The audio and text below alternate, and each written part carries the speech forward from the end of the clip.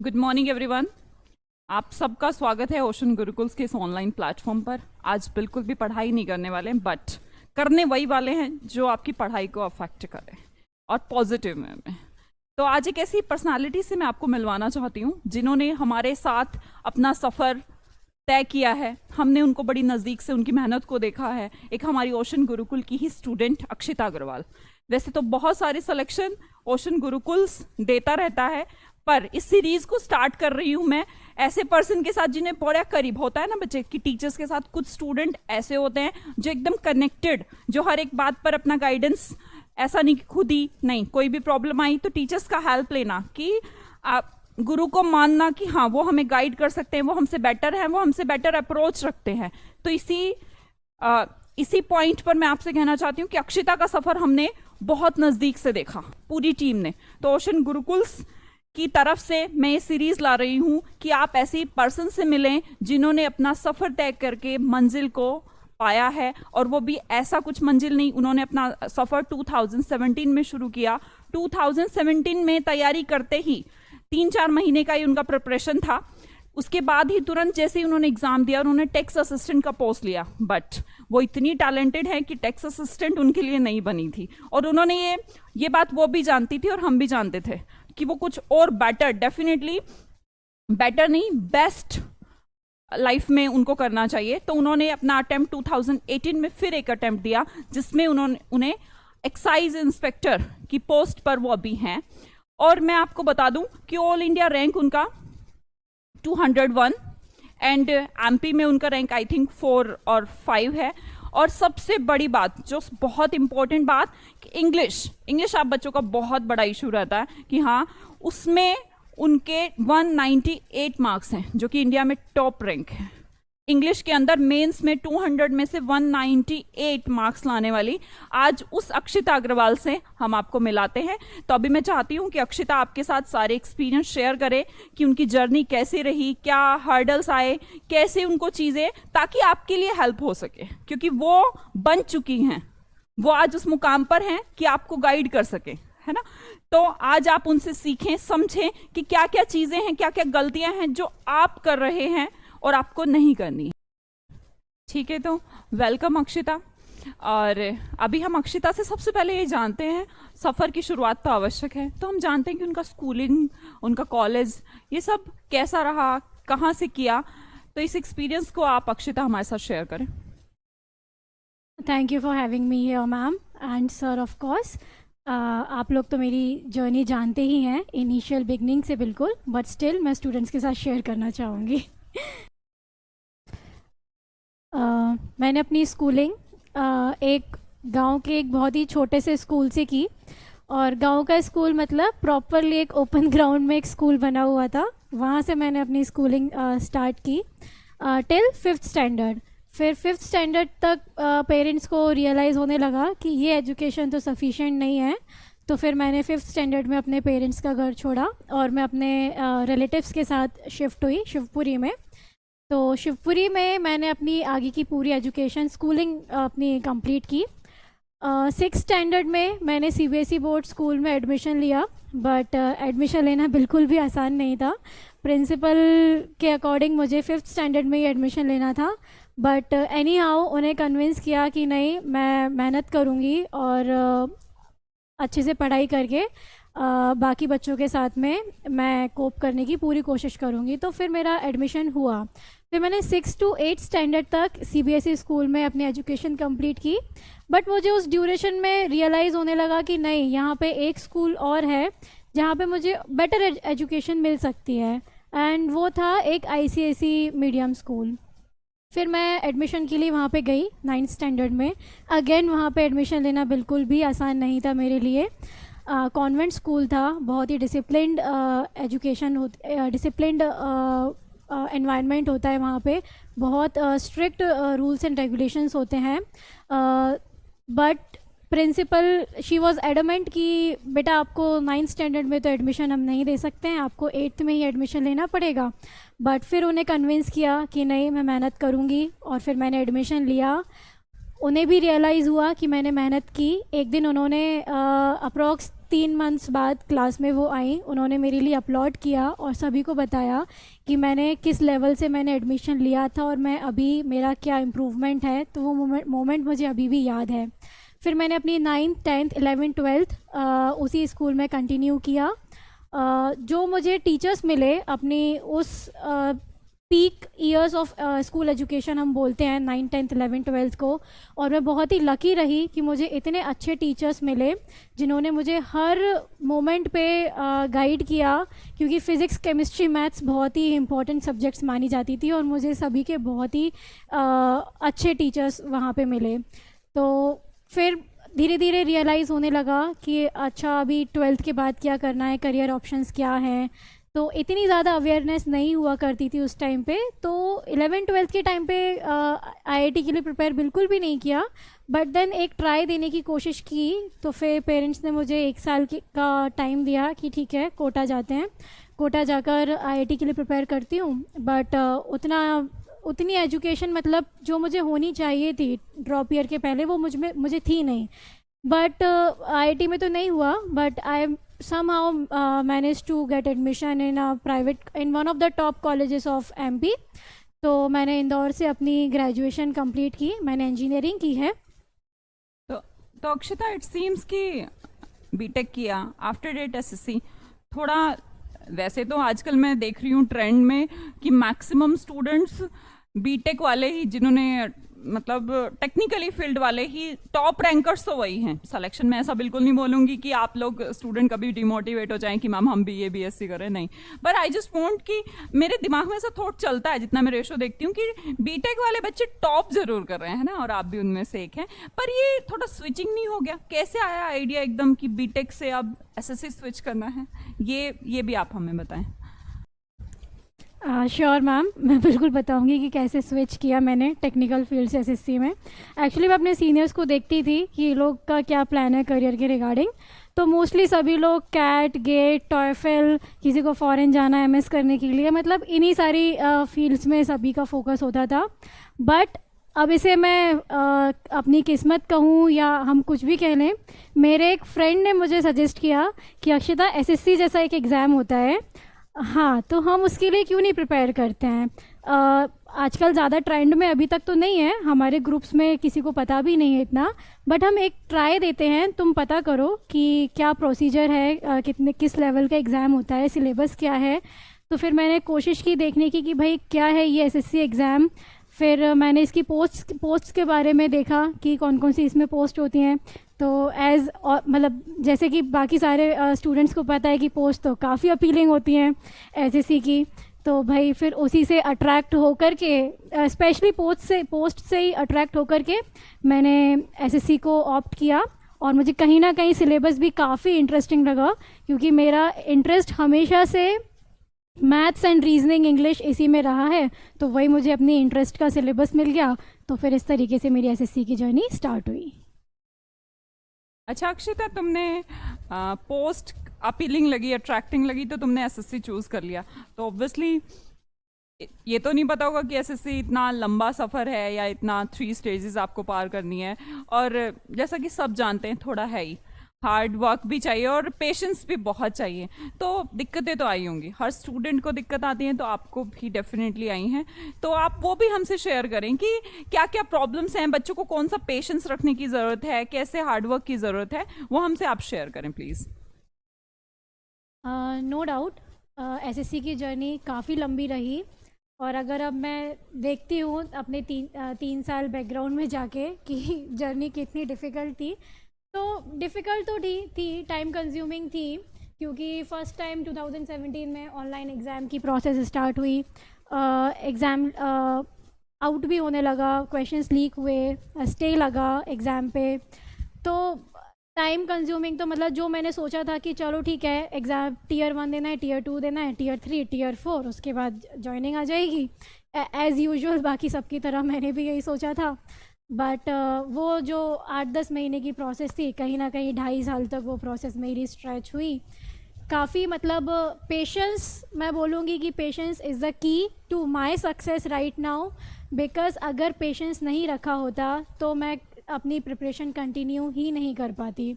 उस ड्यूरेशन में मुझे अपनी प्राइवेट जॉब को भी स्किप करना पड़ा, क्योंकि मुझे एक चीज़ आपका फोकस और डेडिकेशन एक ही जगह आप रख सकते हैं, तो आपको एक ही चीज़ में मैं कर सकती थी, तो फिर मैंने अपनी एसएससी को ही कंटिन्यू रखा। अभी आपको सबसे इम्पोर्टेंट बात पता चली है कि हाँ, सफ़र तो लंबा रहता है और पेशेंस सबसे ज़रूरी है। तो डिमोटिवेट होने की ज़रूरत नहीं है। आप देखिए कि पेशेंस रखने के बाद उसने पाया क्या है ना, डेट्स इम्पॉर्टेंट। आज वो जहाँ है, उसके आसपास उसके फ्रेंड्स या उसका ग्रुप, वो वहाँ तक 90-95% नहीं पहुंच पाए, तो वो जो प्राउड खुद फील करती है या फैमिली फील करती है या हम लोग उससे फील करते हैं, तो उसने अचीव क्या किया है, उस बात पे कंसंट्रेट करना बहुत ज़रूरी है ना। तो अब हम अक्षिता से जानते हैं कि अक्षिता, प्रिपरेशन के फेजेस क्या थे, क्या क्या शुरू किया, कैसे शुरू किया प्रिपरेशन को सब्जेक्ट्स वाइज, तो आप थोड़ा सा डिस्कस करें स्टूडेंट्स के साथ। अब कुछ लोगों का सवाल रहता है कि मैम आप भी तो ये डिस्कस करती हैं, सर भी तो करते हैं। भाई हम करते हैं, बट आपके लिए बड़ा इंपॉर्टेंट हो जाता है कि रिसेंट किसने एग्जाम को क्रैक करके आपके सामने कोई पर्सन है। तो मैं इसलिए अक्षिता से आपको मिलवा रही हूँ और वही आपको ये स्ट्रैटेजी समझाए कि क्या क्या आपको किस किस फेजेस के थ्रू प्रिपरेशन को करना है। ठीक है, अच्छा अक्षिता, 2017 में टैक्स असिस्टेंट पहली बार में लेना, मैं तो जानती हूँ तुमने 4 ही महीने का प्रिपरेशन था, उसके बाद तुमने और उसके बाद फिर 17 के बाद 18 में ऑब्वियसली एक्साइज इंस्पेक्टर है वो, तो थोड़ा सा काफ़ी चेंज एकदम से मैं बोलूँगी, स्टेटस में लगा लीजिए, पोस्ट में लगा लीजिए, तो क्या क्या तैयारियां करी, कैसे कैसे प्रिपरेशन स्टार्ट करी, फिर उसके बाद क्या प्रॉब्लम आई, कहाँ पर उसको चीज़ों को आपको बेटर करने का मौका मिला, तो वो भी आप प्लीज़ स्टूडेंट्स के साथ डिस्कस करें। श्योर मैम, मैं डेफिनेटली चाहूँगी कि स्टूडेंट्स को जानने का मौका मिले कि मेरी स्ट्रैटेजी क्या रही। हो सकता है वो लोग इस बात मतलब मेरी स्ट्रैटेजी से अग्री करें, हो सकता है कुछ लोग डिसअग्री भी करें, क्योंकि सबका एक इंडिविजुअल अपना अपना एक एक्सपीरियंस होता है। कुछ लोग किसी चीज़ के साथ कंफर्टेबल होते हैं, तो कुछ लोग किसी और चीज़ के साथ कंफर्टेबल होते हैं। तो मैंने सबसे पहले क्या किया, मैंने एसएससी का सिलेबस डाउनलोड किया। मैं सिलेबस से अच्छे से गो थ्रू हुई कि क्या क्या एक्चुअल में चीज़ें पूछी जा रही हैं, चाहे वो मैथ्स भी है तो मैथ्स में कौन से टॉपिक्स हैं जो सिलेबस का पार्ट है, क्योंकि काफ़ी चीज़ें ऐसी होती हैं जो मैथ्स से हम लोगों को फोबिया होता है। जैसे इंटीग्रेशन डिफरेंशिएशन हो गया, अगर मैं किसी को बोलूँ कि एग्ज़ाम में मैथ्स आती है, तो मैथ्स में सबसे पहले मुझे काफ़ी लोग ये पूछते हैं कि यार इंटीग्रेशन डिफरेंशिएशन वो वाला पार्ट भी आता है क्या। तो आपको सिलेबस पता होना बहुत ज़रूरी है कि सिलेबस में क्या क्या चीज़ें इंक्लूडेड हैं। तो सिलेबस को अच्छे से गो थ्रू करने के बाद में मैंने सबसे पहले यही किया कि मैं इंदौर में हूँ, मुझे प्रिपरेशन इंदौर से ही करनी है। तो इंदौर में मेरे पास क्या क्या ऑप्शंस हैं, कौन कौन टीचर्स हैं, कौन कहाँ पढ़ा रहा है। तो लकीली मुझे पता चला कि ओशन अकेडमी अभी अभी इंदौर में ओपन हुई है। तो मैं अकेडमी के कांटेक्ट में आई, सर से मिली। क्लास में परफॉर्मेंस मेरा इतना मतलब काफ़ी अच्छा बोले या मतलब क्लास में मेरा परफॉर्मेंस अच्छा रहता था, तो सर से भी मेरी इतनी अच्छा इंटरेक्शन होने लगा कि मुझे कहीं भी छोटी से छोटी भी प्रॉब्लम अगर आती थी, चाहे वो इंग्लिश को लेकर हो या इवन कोई भी अदर सब्जेक्ट से रिलेटेड प्रॉब्लम हो, मैं सर से अपनी क्वेरी सॉल्व किया करती थी। अगर मैं इंडिविजुअल सब्जेक्ट की अपनी स्ट्रैटेजी आप लोगों से शेयर करूं, स्टार्टिंग फ्रॉम मैथ्स, तो मैथ्स के लिए व्हाट आई डिड वाज कि सबसे पहले तो जो मेरे पास एकेडमी का कंटेंट था, क्लास नोट्स थे, मैंने सिर्फ उन्हीं पे फोकस किया कि एक बार मुझे अपना सिलेबस के अकॉर्डिंग मुझे बेसिक्स अपने प्रिपेयर करना है। फिर जब मुझे रियलाइज़ होने लगा कि नहीं, ये क्लास नोट्स और जो मेरे पास अभी कंटेंट अवेलेबल है वो उसके साथ मैं अच्छे से कंफर्टेबल हूँ, फिर मैंने और रिसोर्सेज देखना स्टार्ट किया कि क्या क्या मैं और अच्छा अपना इम्प्रूव कर सकती हूँ मैथ्स का लेवल। तो फिर मैंने यूट्यूब पे सर्च करने की कोशिश की कि क्या है। फिर मुझे पता चला कि अभिनय सर ने यूट्यूब पे क्लासेस स्टार्ट की हैं, और उस टाइम पे 2017 का जो टाइम था, यूट्यूब पे फर्स्ट टाइम ऐसा कोई टीचर आया था जिन्होंने अपना सिलेबस कंप्लीट कराया, पढ़ाना स्टार्ट किया।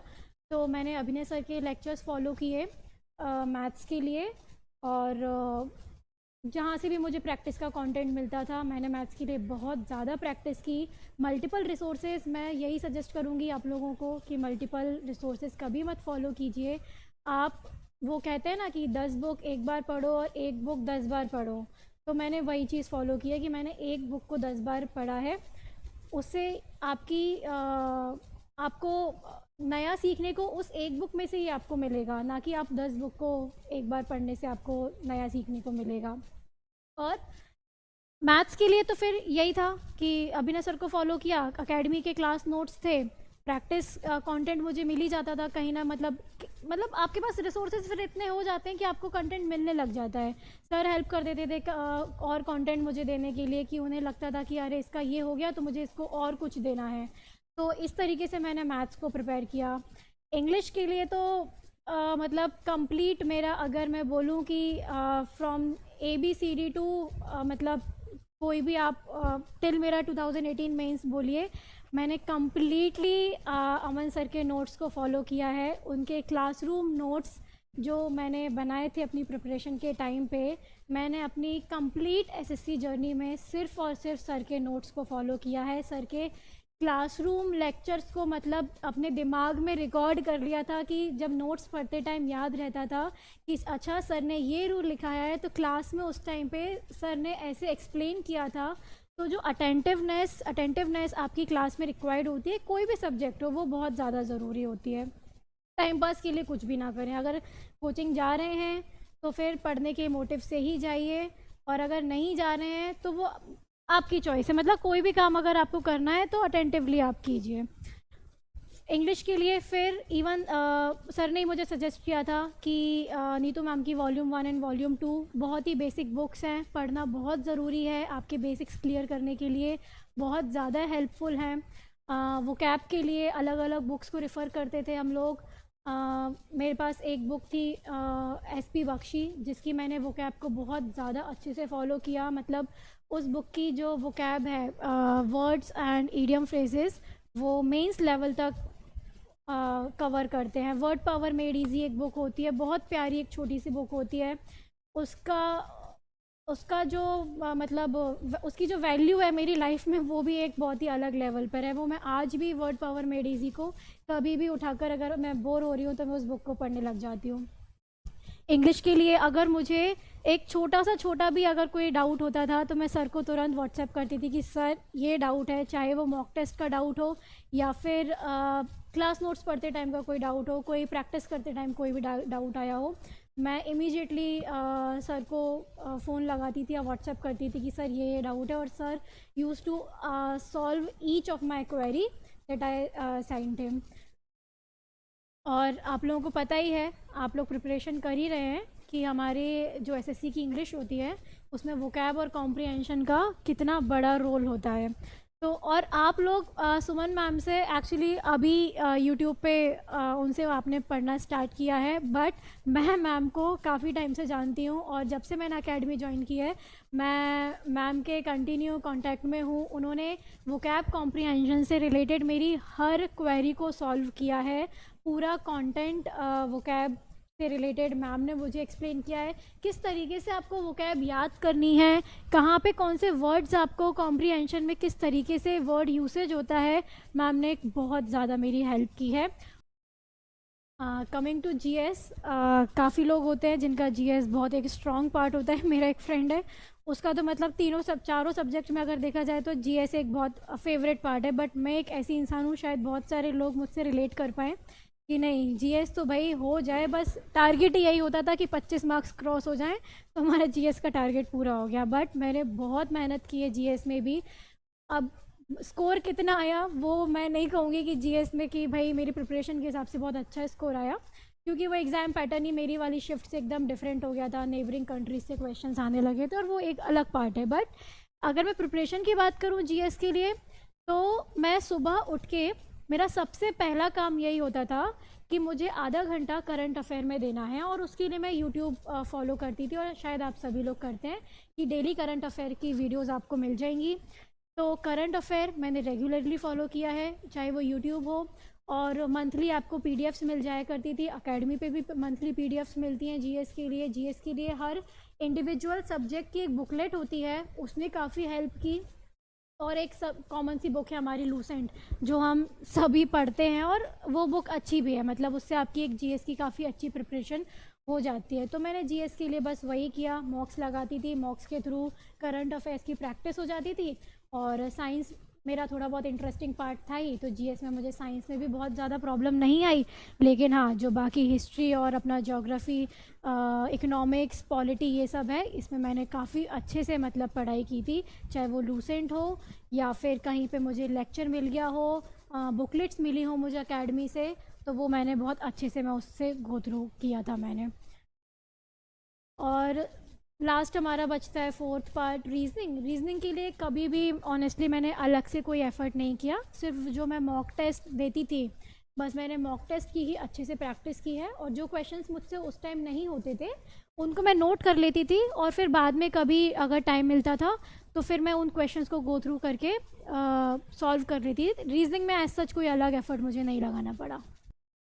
अच्छा, हर टाइम क्लास में हम लोग बोलते रहते हैं, आपको बार बार बोलती हूँ मॉक टेस्ट दीजिए, मॉक टेस्ट दीजिए, पर जितने एकेडमी में स्टूडेंट होते हैं उसकी 50% संडे को आप मॉक टेस्ट देने आते हैं। वो तो सिर्फ संडे की मैं बात कर रही हूँ। इसके अलावा इतनी बार आपको बोला जाता है कि ऑनलाइन टेस्ट सीरीज लगाना शुरू कर दो। प्रैक्टिस बहुत इंपॉर्टेंट है, पर आप में से कुछ सुनते हैं, और जो सुनते हैं वो यहाँ होते हैं, जो नहीं सुनते वो वहाँ होते हैं। तो आप समझिए कि क्या मॉक टेस्ट बहुत इंपॉर्टेंट चीज है आपके एग्जाम में। प्रिपरेशन के साथ, आपके हार्डवर्क के साथ, मैं कहती हूँ 50% रोल आपका मॉक टेस्ट ही प्ले करता है। बेसिक नॉलेज के बाद जो चीजें आपको आगे लेके जाती हैं वो मॉक टेस्ट है। मैं अक्षिता से पूछती हूँ कि उसने कितने मॉक टेस्ट दिए होंगे और क्या रोल रहा होगा अक्षिता कि हाँ मॉक टेस्ट से तुम्हें कितना इंप्रूव हुआ है। तो आप इसी से सुन लीजिएगा कि हाँ ये वाकई में रोल प्ले करता है या नहीं करता है। मैम, अगर मॉक टेस्ट की बात आई है तो मॉक टेस्ट तो मेरी प्रिपरेशन का मतलब कोर पार्ट मैं कहूँगी कि वही था। स्टार्टिंग फेज़ में जब सिलेबस हम पढ़ ही रहे होते हैं, कंप्लीशन की दौर पर जा रहे होते हैं, तो स्टार्टिंग में जो फ्रीक्वेंसी होती है मॉक टेस्ट की वो हमारी कम होती है। 10 दिन में एक, फिर 15 डेज़ में हम 2 मॉक टेस्ट देते हैं। फिर जैसे जैसे हमको लगता है कि हमारा स्कोर धीरे धीरे इम्प्रूव हो रहा है, 120, 130, अगर मैं प्री की बात करूँ, इतना स्कोर हमारा जा रहा है, फिर हमारी मॉक टेस्ट की फ्रीक्वेंसी बढ़ जाती है। और अगर आप एक रेगुलर एक कोर्स फॉलो कर रहे हैं, कोचिंग इंस्टीट्यूट फॉलो कर रहे हैं, तो हर जगह आपको संडे को एक मॉक टेस्ट मिलेगा जो होता है। अगर आपने वो वीकली एक टेस्ट नहीं दिया है, आई गारंटी यू आप सिर्फ टाइम पास कर रहे हैं और कुछ भी नहीं। मतलब मॉक टेस्ट देना इज़ कंपलसरी, मतलब बहुत ज़्यादा इम्पॉर्टेंट है मॉक टेस्ट देना। फिर एक हेल्दी कंपटीशन होना बहुत ज़रूरी है, और कंपटीशन आप अपना खुद से रखिए। आप खुद के मार्क्स कंपेयर कीजिए कि भाई आपका लास्ट मॉक टेस्ट में कितने मार्क्स थे, अभी आपके कितने मार्क्स आए हैं। लेकिन ये आप कंपेयर तभी कर पाएंगे जब आप मॉक टेस्ट देंगे। अगर आप मॉक टेस्ट देंगे ही नहीं तो कंपैरिजन तो बनते ही नहीं है। सिर्फ आप ये देखते रहेंगे स्कोर बोर्ड पे दूसरे लोगों को स्कोर चेक करते रहेंगे कि किसके कितने मार्क्स आए, तो उससे तो सिलेक्शन बिल्कुल भी नहीं होने वाला है।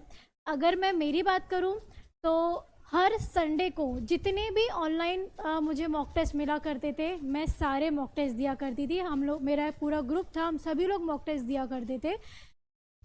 मैं 3-4 रिसोर्सेज तो मतलब हम लोगों के फिक्स हुआ करते थे कि भाई ये टेस्ट देना है।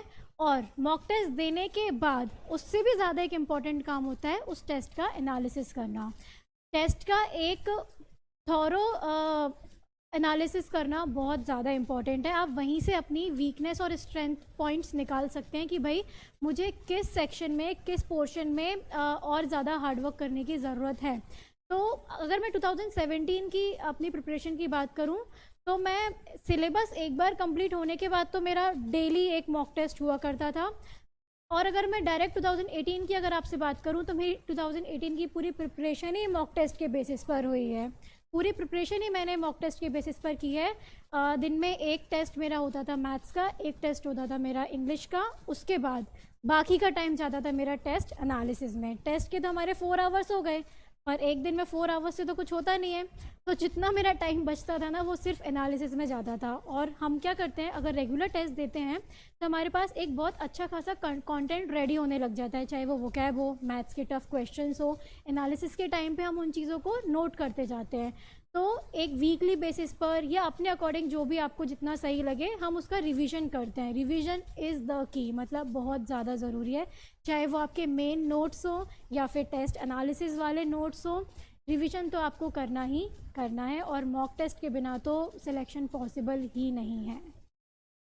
अच्छा अक्षिता, अभी आपने बोला कि हम पूरा का पूरा ग्रुप मॉक टेस्ट लगा था, तो मुझे तुरंत याद आ गया तुम्हारा वो वाला ग्रुप है ना, और इनका पूरा का पूरा ग्रुप ही सेलेक्ट हो गया है। अब वो मेरे सामने अभी एक बैठी है, पर वो खुद खुद ही अभी डिस्कस करेगी। पूरा का पूरा ग्रुप सेलेक्टेड है, बट मैं जानना चाहूंगी, बच्चों को बड़ा एक इशू रहता है क्या ग्रुप या फ्रेंड्स बनाना ये सब डिस्ट्रक्शन का काम करते हैं कि नहीं, ग्रुप स्टडी नहीं होनी चाहिए, नहीं इंडिविजुअली एकदम मैं तो रेटिसेंट टाइप होके पढ़ूंगा।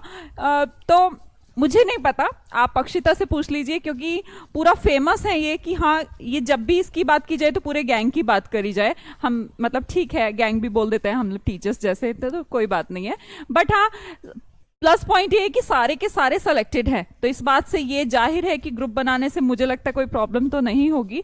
पर बाकी अक्षिता से पूछ लेते हैं उसका एक्सपीरियंस कैसा रहा ग्रुप में पढ़ाई करने का। ग्रुप की जैसे बात आई है, एक्चुअली जैसा मैम ने सबसे पहले तो ये पूछा कि क्या ग्रुप होना भी चाहिए, फ्रेंड्स होने भी चाहिए, तो मैं उसके लिए सबसे पहले ये बोलना चाहूँगी कि एक्चुअली हम अब इतने बड़े हो चुके हैं और आप लोग भी इतने बड़े हैं कि आपको इस चीज़ की पहचान होनी चाहिए, समझ होनी चाहिए कि जो लोग आपके साथ हैं उनका गोल क्या है, उनका मोटिव क्या है, मतलब आपके साथ रहने का, या पढ़ा अगर वो पढ़ भी रहे हैं तो वो कितना सीरियस हैं, कितना डेडिकेटेड होकर आपके साथ पढ़ाई कर रहे हैं। तो लकीली मेरे साथ ऐसे लोग थे, हम 5 लोगों का ग्रुप था, जो मतलब और भी ज़्यादा थे पर 5 लोग हम लोग बिल्कुल लास्ट तक अभी तक हम लोग साथ में हैं।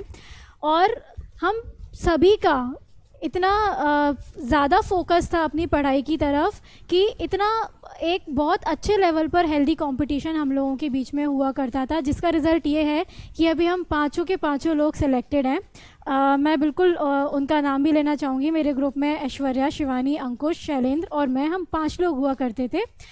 हम लोगों का की स्ट्रैटेजी ये हुआ करती थी कि हर वीक जो हम लोग मॉक टेस्ट देते थे या जो भी हम लोग कॉमन टेस्ट फॉलो किया करते थे, और हम लोगों का टाइम भी फिक्स हुआ करता था कि अच्छा आज इस नंबर का हम लोगों को टेस्ट देना है।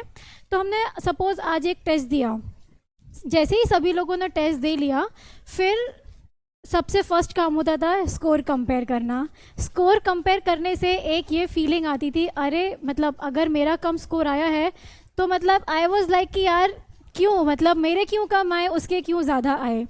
बट ये एक मतलब कंपैरिजन ये एक बहुत हेल्दी वे में हुआ करता था, जिसने बहुत ज़्यादा हेल्प की हम लोगों को ग्रो करने में प्रिपरेशन के पूरे ड्यूरेशन में। हर मॉक टेस्ट के बाद में कई बार ऐसा भी हुआ है कि मेरे किसी मॉक टेस्ट में ऑल इंडिया लेवल पर अगर रैंक 1, 2, 3 में से कुछ आई भी है तो हम लोग तुरंत एक दूसरे को कॉल किया करते थे कि यार तूने क्या किया आज, क्या स्ट्रैटेजी फॉलो की, वो क्वेश्चन कैसे किया, तो ये क्वेश्चन कैसे किया। अगर कोई नॉर्मल भी टेस्ट है तो हम लोग कंपेयर किया करते थे कि यार मुझे ये क्वेश्चन करने में इतना टाइम लगा, तुझे ये क्वेश्चन करने में कितना टाइम लगा। तो एक बहुत ही हेल्दी कॉम्पिटिशन हम लोगों के बीच में हुआ करता था। और हमने और कई बार आपकी प्रिपरेशन के टाइम पे ऐसा भी फेज़ आता है कि आपका नहीं मन करेगा पढ़ने का, आप बहुत ज़्यादा डीमोटिवेटेड फील करेंगे, बट आपका एक मैसेज आपके दोस्तों के बीच में, अगर सपोज़ वो लोग भी डाउन फील कर रहे हैं तो आप सभी एक दूसरे को लिफ्ट अप कर सकते हैं। कोई एक भी अगर डाउन फील कर रहा है तो बाकी 4 का एक सिंगल मैसेज भी इतना मोटिवेटिंग और इतना रिफ्रेशिंग हुआ करता था कभी कभी तो, कि मतलब प्रिपरेशन करने में का मज़ा ही कुछ और था। लेकिन आपको बहुत केयरफुल रहना है कि आपके फ्रेंड्स कैसे हैं, उनका डेडिकेशन कितना है पढ़ाई में, क्या वो सिर्फ टाइम पास कर रहे हैं, तो ये आपको पहले पहचानना होगा। अदरवाइज़ आपको फ्रेंड्स बनाने में, ग्रुप बनाने में कोई प्रॉब्लम नहीं है। अगर आपको लगता है कि आपका डिस्ट्रैक्शन लेवल काफ़ी ज़्यादा होता जा रहा है इन चीज़ों की वजह से, तो आप बिल्कुल अवॉइड कर सकते हैं।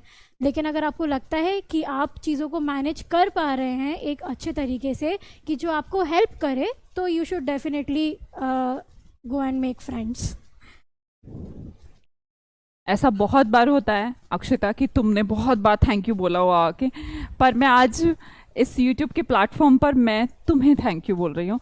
ऐसे बहुत कम मौके होते हैं जब स्टूडेंट को टीचर खुद थैंक यू बोले, पर जो प्राउड आप लोग सिलेक्शन लेके फील कराते हैं हमें, उसके लिए थैंक यू तो छोटा शब्द है। वो जो खुशी है उसको सिर्फ मैं महसूस कर सकती हूँ, उसको शब्दों में बता नहीं सकते कि मैं थैंक यू कह के, और ये ऐसा कुछ नहीं हो सकता।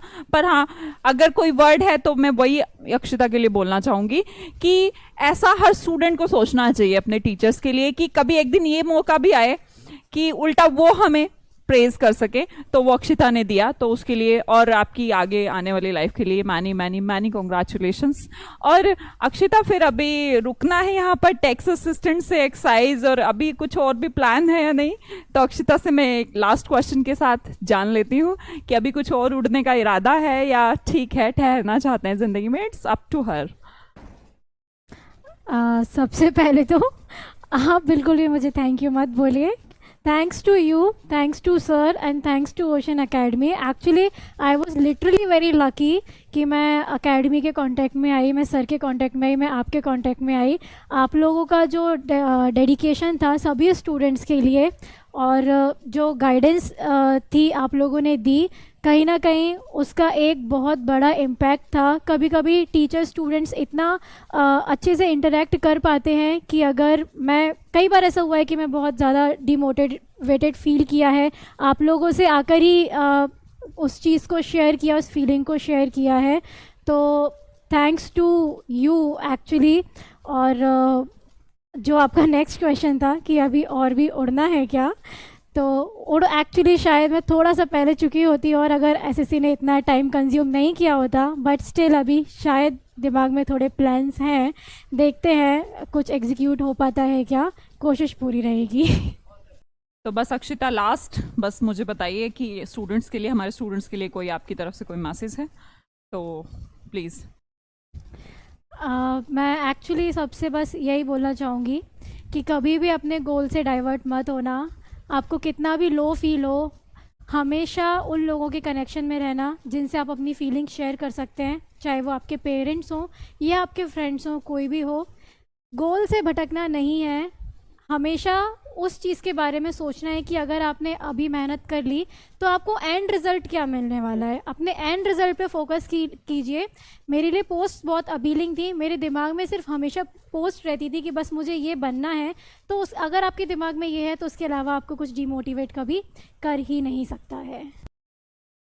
तो स्टूडेंट्स, आपने अक्षिता के बारे में सब कुछ सुना, उसके मुंह से कैसे उसने प्रिपरेशन की, क्या क्या चीज़ें, तो अच्छा लगा होगा डेफिनेटली। सिर्फ अच्छा लगने का मतलब ये नहीं कि मज़ा आ गया, देख के मज़ा आ गया। सीखना है कि क्या गलतियां हैं, क्या चीज़ें हैं, क्या स्ट्रेंथन चीज़ें हैं जो आपको अपनी लाइफ में लानी है। उसका उद्देश्य यूट्यूब पे वीडियो बनाना नहीं, आपको गाइड करना था, है ना। और मैं चाहती हूँ उसने जो कुछ भी बोला उसको आप भी प्रॉपरली गाइड करें और आप अपने आप में हमें फील कराएं, उस प्राउड को आप फील करके देखें। बहुत ही बेहतरीन अनुभव है ज़िंदगी का। बाकी जो हमारे ओशन गुरुकुल्स के स्टूडेंट हैं वो टॉपर्स विजिट करते ही रहते हैं, है ना, तो वो पर्सनली भी मिल सकते हैं। तो हो सकता है किसी दिन अक्षिता से भी मुलाकात आप में से जो भी गुरुकुल के स्टूडेंट्स हैं तो उनकी हो जाएगी। तब तक के लिए थैंक यू एवरीवन और मिलते हैं नेक्स्ट जल्द ही।